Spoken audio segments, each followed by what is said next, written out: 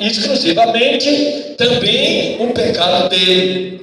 Mas aqui o nosso sacerdote, sumo sacerdote Jesus, ele, glória a Deus, morreu, aleluia, derramou o seu sangue, para que todo aquele que nele crê não pereça, mas tenha a vida eterna, como disse o versículo de João 16. Então Jesus, aleluia, como sacerdote agora real da vida dos seres humanos, não é mais necessário todo ano, glória a Deus, o sacerdote ir lá no lugar santo dos santos para levar diante de Deus os pecados dos homens. Mas o nosso Jesus, ao subir a cruz do Calvário, ele fez isso por nós. Então, como sumo sacerdote, ele assumiu a responsabilidade de se tornar o Cordeiro de Deus, se sacrificar como Cordeiro de Deus para perdoar os pecados dos homens. E todo aquele que se chega a Jesus, Jesus leva para o Pai. E ele está à direita do Pai, intercedendo por cada um de nós. Então Jesus, irmão, ele é o nosso advogado, ele é o nosso intercessor. Glória a Deus. As pessoas dizem por aí que tem outros intercessores que pedem para que eles vá a Deus e interceda por nós, mas a Bíblia diz que o real intercedor é o Senhor Jesus. Por quê? Porque somente Jesus morreu, mas também somente Ele ressuscitou, com esse poder e autoridade diante de Deus para perdoar os nossos pecados. Glória a Deus. Então Jesus, ele está sentado à direita de Deus Pai, lá no céu, intercedendo por cada um de nós. Como é que ele intercede? Ele chega para Deus e diz: Pai, perdoa os nossos filhinhos.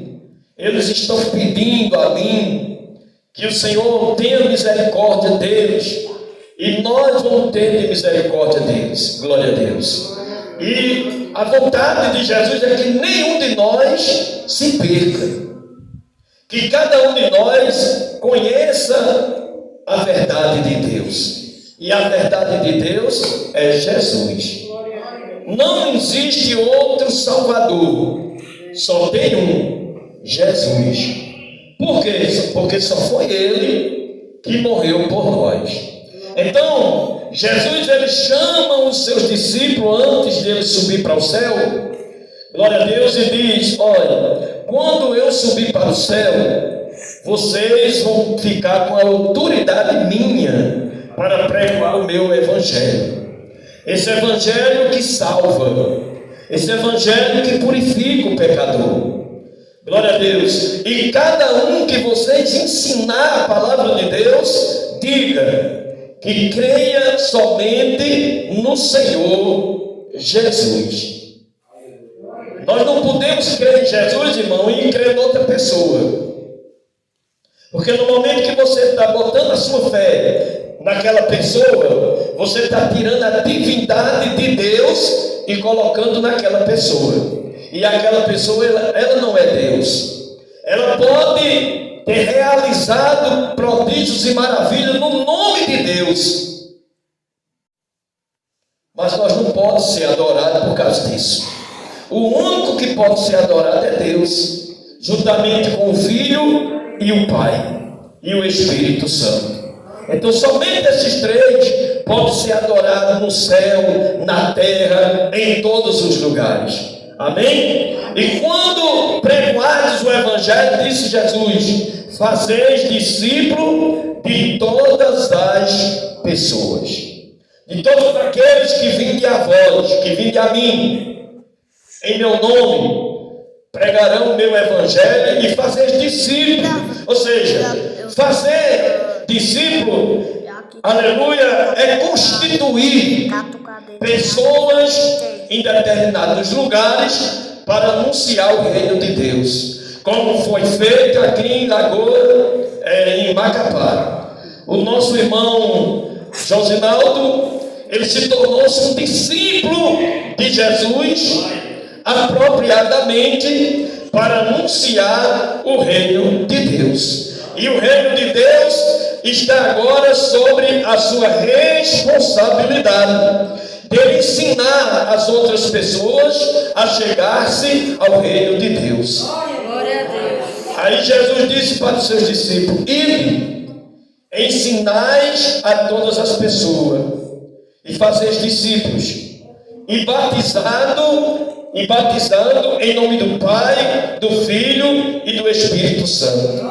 Então, quando a gente crê em Jesus, o segundo passo é você agora ser batizado, porque é para se cumprir a palavra de Deus.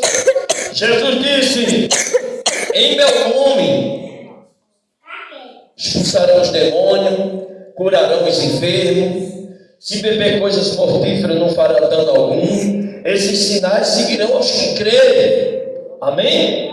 Então, irmão, este é o passo, aleluia, de um discípulo de Jesus, para que ele possa ensinar, glória a Deus, às pessoas o caminho que se deve andar. Glória a Deus. E ensinando, irmão, com a Bíblia. Este aqui é o nosso manual do nosso aprendizado para nós ir para o céu. Glória a Deus. Nós não podemos, aleluia, participar do reino de Deus de qualquer jeito. Não. Jesus disse: vinde a mim, todos vós que estão cansados e oprimidos, e eu vos aliviarei. Glória a Deus. E aprendeis comigo, que sou manso e humilde de coração, e o meu fardo é leve.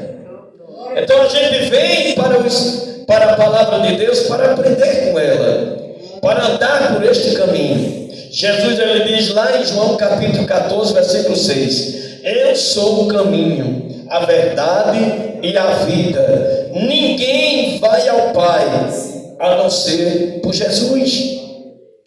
Aprender, irmão, aleluia, que a nossa salvação é somente neste homem chamado Jesus. Não existe outro Salvador.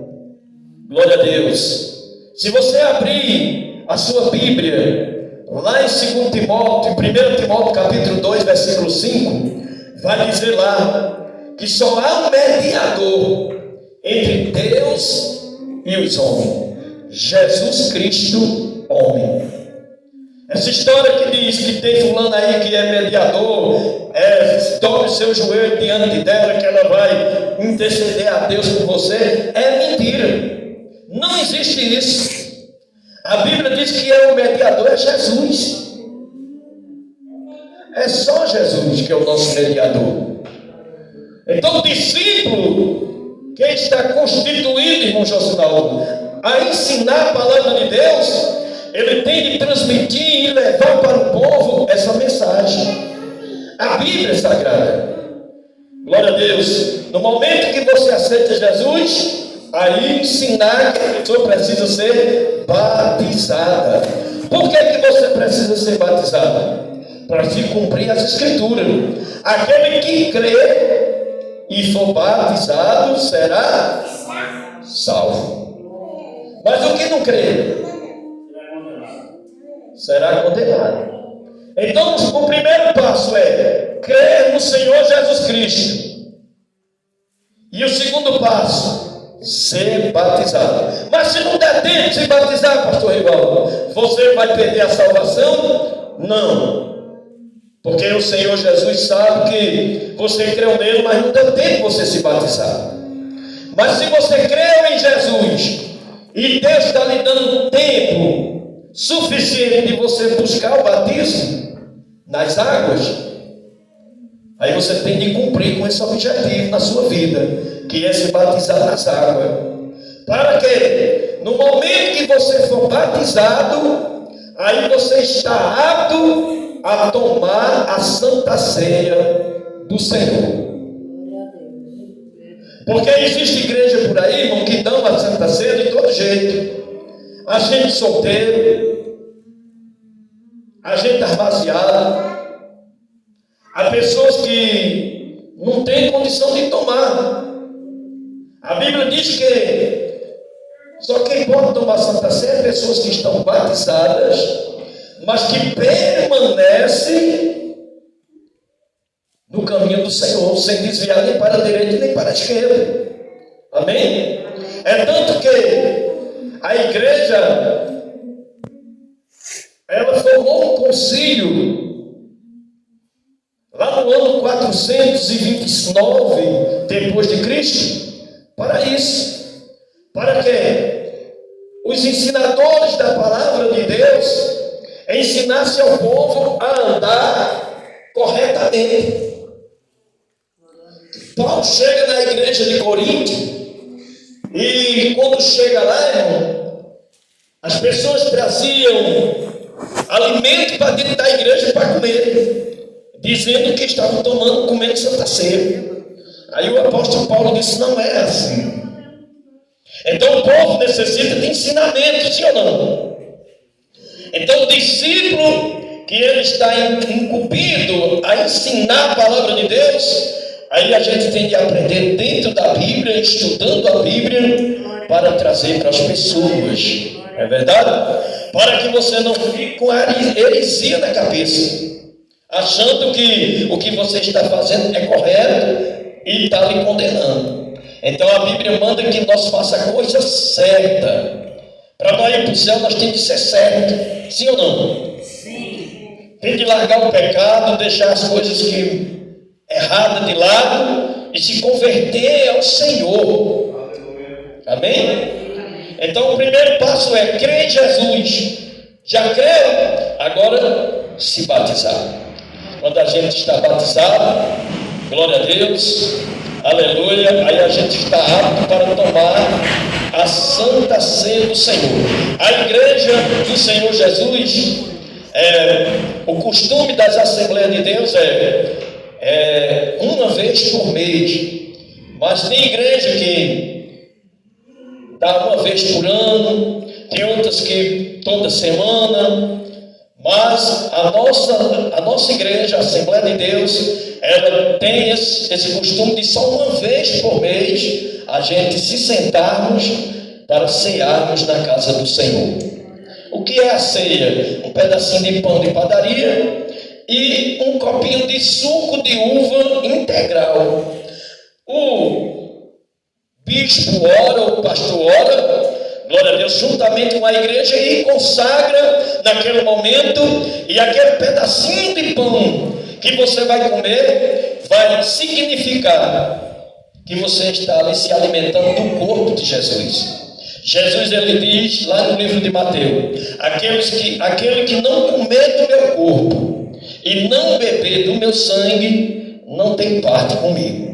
Então, por isso que a igreja de Jesus participa do corpo e do sangue do Senhor. Aí o apóstolo Paulo, lá em 1 Coríntios capítulo 11, versículo 23, ele vai dizer: portanto, glória a Deus, o que eu vos ensinei, que na noite que o Senhor Jesus foi traído, tomou o pão.